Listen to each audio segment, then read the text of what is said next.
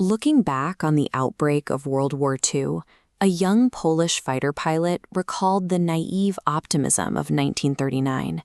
He said, "Like most of us, I believed in happy endings. We wanted to fight. It excited us, and we wanted it to happen fast. We didn't believe that something that bad could really happen." That sense of excitement wasn't limited to the men in the cockpits. In the United States, most people believed they could safely watch the conflict from a distance. A Gallup poll at the time showed that 90, having just marched into Prague without firing a shot, Adolf Hitler dismissed any notion that the coming invasion of Poland would be a long or difficult struggle. He viewed the map of Europe as a collection of territories waiting to be claimed. For the men drawing the maps, the coming war was a matter of logistics and shifting borders, a high-stakes game of chess played in quiet offices, far removed from the physical consequences of their orders. As German troops crossed the Polish border, the old rules of engagement vanished. The Blitzkrieg was a mechanized monster, relying on amphetamine-fueled, lightning-fast assaults that overran defensive positions before they could even send a radio report. When Polish cavalry units and entrenched infantry suddenly found armored panzers bearing down on them, the shock was total. The sheer speed of the German armor shattered defensive lines in hours, turning the countryside into a chaotic graveyard of machinery and men. This new machine of war targeted civilians as readily as soldiers. Within days of the invasion, children were bombed from the sky while walking to school, and the streets of Polish towns were littered with bodies of non-combatants. For the people trapped in the dirt, the true nature of the conflict was instantly clear.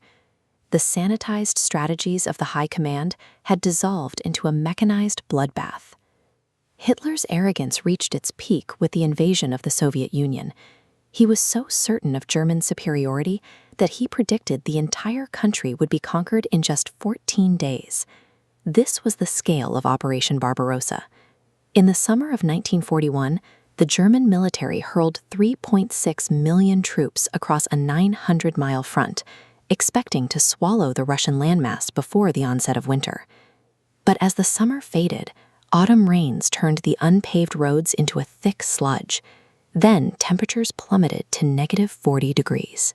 Supply lines snapped, and the lightning war was paralyzed by the environment itself. The men who were promised a swift victory were instead left to freeze to death in their summer uniforms. Quartermasters reported that the army had reached the absolute end of its physical strength, bogged down in an ocean of freezing muck. On the other side, Joseph Stalin operated with an equally ruthless detachment.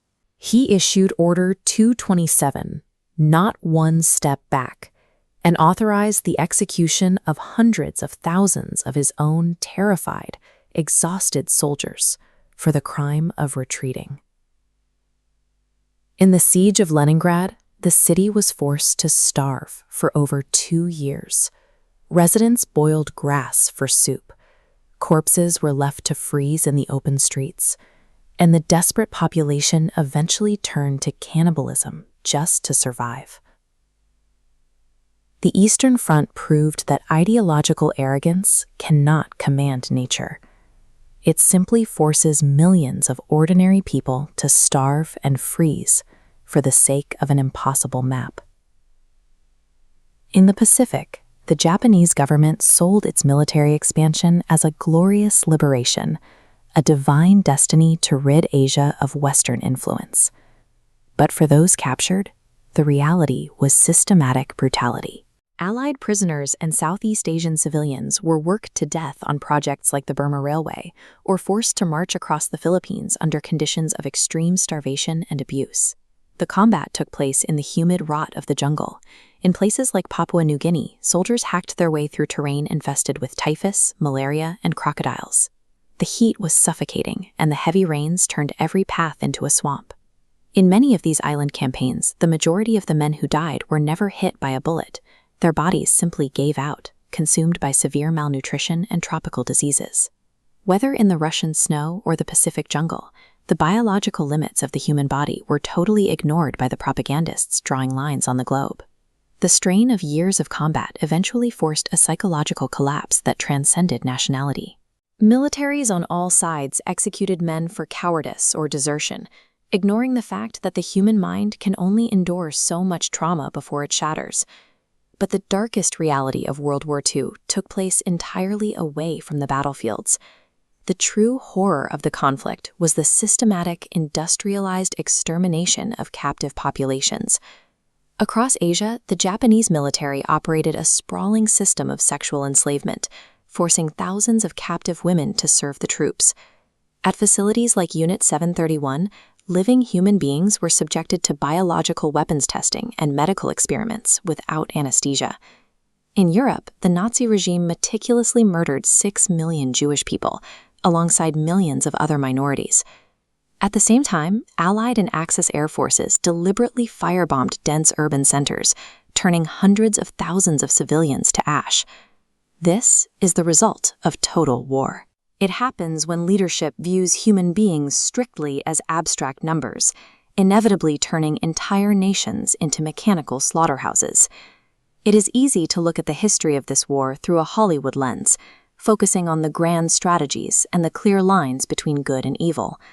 But the grand speeches and shifting borders often obscure the final count of the conflict: 70 million dead human beings. The legacy of World War II is a permanent warning. The map is never the territory, and the arrogance of untouchable leaders is always paid for by the blood of the ordinary.